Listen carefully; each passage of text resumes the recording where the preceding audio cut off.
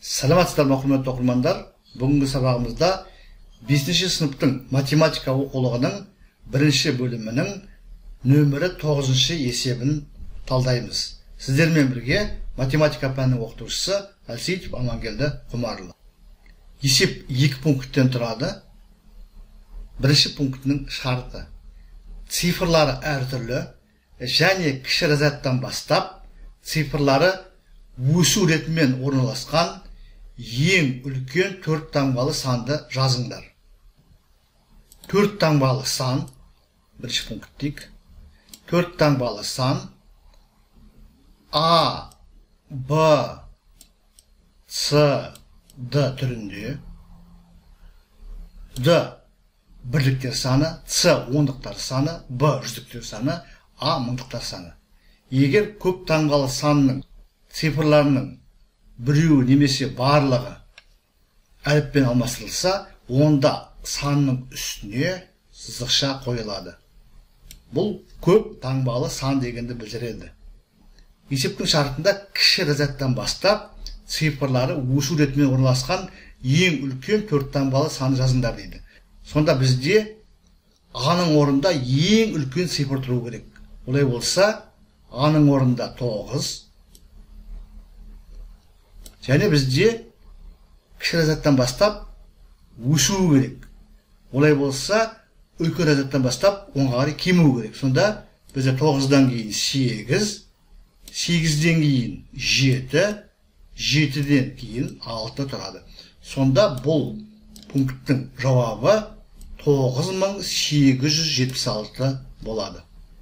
Екінші пункт: тұратын пәтерінің нөмірін атауды сұрағанда, абзал пәтерінің нөмірі бірлік разрядта тұрған цифрдан 26 есе артық. 26 есе артық. Және барлық цифрлары жұп екенін айтты. Абзалдың пәтерінің нөмірі қандай? Біріншіден, абзалдың пәтерінің нөмірі жұп цифрлардан тұрады. Олай болса, соңғы цифры 0, 2, 4, 6 немесе 8 цифрларының бірі. 0 бола алмайды. Себебі, егер бірлігінде 0 тұратын болса, кез келген санды 0-ге көбейткенде 0 шығатындықтан бізде пәтердің нөмірі шықпай қалады. Себебі 0 шығады да пәтердің нөмірі 0 болып шығады. Олай мүмкін емес, себебі біріншіден пәтердің нөмірі 1-ден басталады, екіншіден бізде 26 есе артық деген бар. Сондықтан бізде 0 бола алмайды. Енді 2, 4, 6, 8-дің қайсысы болады? Бізде пәтердің нөмірі бірлік разрядта тұрған цифрдан 26 есе артық деген. Олай болса, біз соңғы цифр 2, 4, 6 немесе 8-дің біреуі болады дедік. Әр қайсысын 26-ға көбейтіп көреміз. 2-ні 26-ға көбейтсек 52 болады. Ал есептің шартында пәтердің нөмірінің барлық цифрлар жұп деген. Олай болса, бұл жауап бола алмайды. 4-ті 26-ға көбейтіп көреміз. 104 шығады. Бұнда бір тақ цифр, олай болса, бұл да бола алмайды. Бізде барлық жұп болу керек. 6-ны 26-ға көбейтеміз. 156 шығады. Яғни, бұл да жауап бола алмайды. Себебі мұнда тақ цифрлар бар. Енді әрине жауап мұнда 8 болады деген сөз.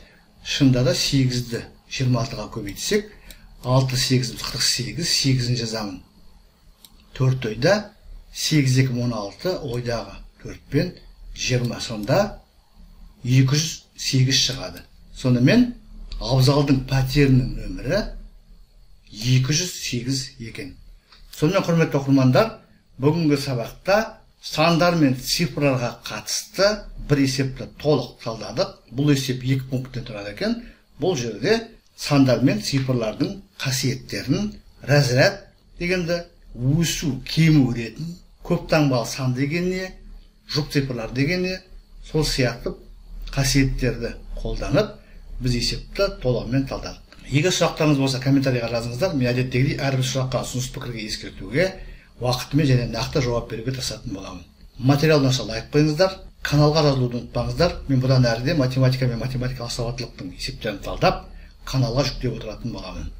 Зейін қойып тыңдағандарыңыз үшін көп рахмет. Келесі кездескенше.